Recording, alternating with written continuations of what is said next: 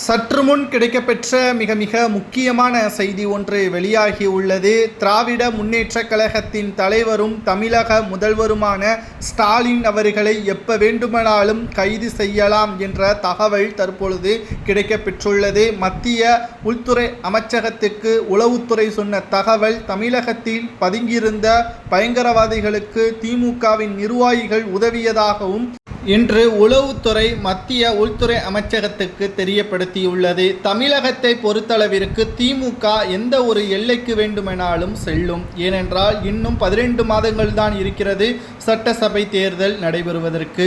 முக்கியமாக யாருடைய ஆதரவு இருந்தால் ஆட்சி அமைக்கலாம் என்பது திமுகவிற்கு நன்றாகவே தெரியும். சுயநலத்திற்காக கட்சி வெற்றியடைய வேண்டும் என்ற சுயநலத்திற்காக இந்தியாவிற்கே துரோகம் செய்ய நினைத்து விட்டாரா திமுகவின் உடன்பிறப்புகள் என்ற ஒரு கேள்வியும் இதன் மூலம் முன்வைக்கப்பட்டு வருகிறது. எப்படி சென்னையிலிருந்து ஸ்ரீலங்காவிற்கு தப்பிச் சென்றார்கள்? கடந்த 3 நாட்களாக நாம் பேசி வருகிறோம். தற்பொழுது இறுதியாக உளவுத்துறை மத்திய அமைச்சகத்திற்கு அனைத்து ஆவணங்களையும் சமர்ப்பித்துவிட்டது. திமுகவின் முக்கியமான நிர்வாகிகள் வீட்டில் ஆதாரத்துடன் பயங்கரவாதிகள் இருந்ததற்கான அடையாளங்கள் இருப்பதாக கண்டறியப்பட்டிருக்கிறது. இவர்கள் திமுகவினர்களா அல்லது திமுகவின் பெயரை சொல்லி செயல்படுபவர்களா என்பது உளவுத்துறை கொடுத்த ரிப்போர்ட்டின் இறுதி முடிவு வெளியாகும் போதுதான் தெரியவரும். ஏனென்றால் இப்பொழுது அதை கூற முடியாது. அப்படி கூறினால் அவர்கள் தப்பிப்பதற்கும் அதிக வாய்ப்புகள் இருக்கிறது.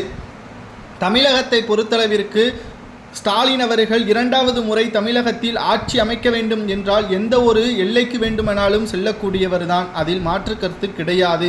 மேலும் இந்தியா பாகிஸ்தான் இருக்கக்கூடிய பிரச்சனை மிக மோசமாக இருக்கக்கூடிய நிலையில் மோடியை மீண்டும் விமர்சனம் செய்யக்கூடிய வகையில் தான் ஸ்டாலின் இருக்கிறார். என்னதான் மோடி அவர்கள் இந்தியாவில் பல பிரச்சனைகளுக்கும் காரணமாக இருந்தாலும் அவர் பாரத பிரதமர், அவருக்குரிய மரியாதையை கொடுக்க வேண்டும். அண்டை நாட்டுடன் விட்டு கொடுக்க கூடாது. ஏனென்றால் கட்சி வேறு, தேசபக்தி வேறு. தேசபக்தி என்று வந்துவிட்டால் பிரதமராக யார் இருக்கிறாரோ அவருக்குரிய மரியாதையும் கண்ணியத்தையும் கொடுக்க வேண்டும். அதை ஸ்டாலின் கொடுத்தாரா? அதற்காகவே அவரை கைது செய்ய வேண்டும் என்றும் பலரும் கூறி வருகிறார்கள்.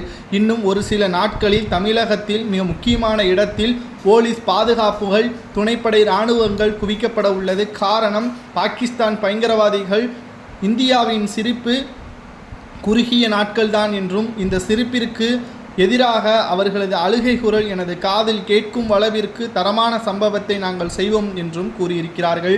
நேற்று இரவு முழுவதும் எல்லை பகுதிகளில் போராட்டங்கள் நடத்தப்பட்டு வருகிறது. பிரச்சனைகள் அதிகமாகி கொண்டிருக்கிறது. ஸ்டாலின் அவர்கள் இதை நினைப்பாரா?